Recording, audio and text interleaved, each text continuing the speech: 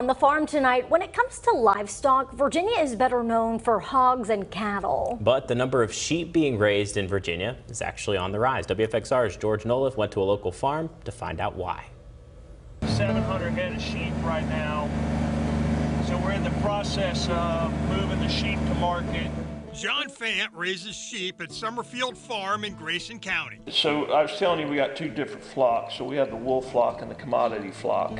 He is one of a growing number of Virginia farmers who have added sheep to the livestock they raise. While the number of sheep in Virginia is on the rise at about 78,000 head, across the country, numbers are down slightly. That could have something to do with the price of lamb. The market last year was outstanding, historical highs. This year it's way down.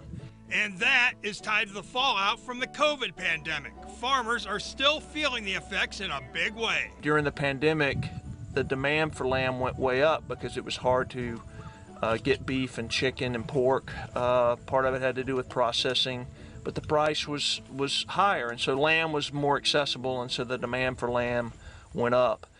Now that beef and chicken and pork are more accessible, the demand for lamb has gone down, and as a result, the supplies that are in the freezers and the warehouses are still there. That's why Fant says farmers should have a fallback. He also raises cattle. The way we've set up our farm is by having beef and sheep. It gives us a lot of flexibility. And so right now, the beef market is up. You all right? There you go. Get on up there. On livestock farms, conservation practices are vital too, especially when it comes to pasture. In the end, Fant says all livestock farmers are really grass farmers because it's the pasture their animals depend on. And that means monitoring grass conditions and keeping the animals on the move in a system of pasture rotation. It's really based on the height of the grass, not the length of time on a chart. And then we move them to a different pasture. And so what that does is it allows that field that they were just in to have a rest or a recovery period. No different than your yard.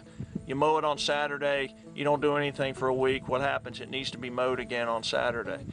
That approach is how we try to approach our pasture management, and we use our livestock to be the mowers.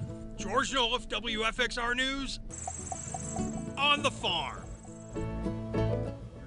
All right, our thanks to George. And Fant raises sheep for wool production and for meat production. He says raising sheep is more labor intensive than raising cattle because of the nature of those animals.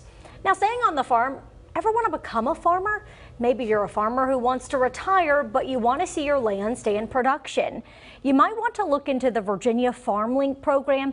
It's a partnership between the Virginia Department of Agriculture and the Virginia Farm Bureau Young Farmers. The FarmLink program preserves farm heritage by putting people who want to get into farming in touch with farmers who want to retire.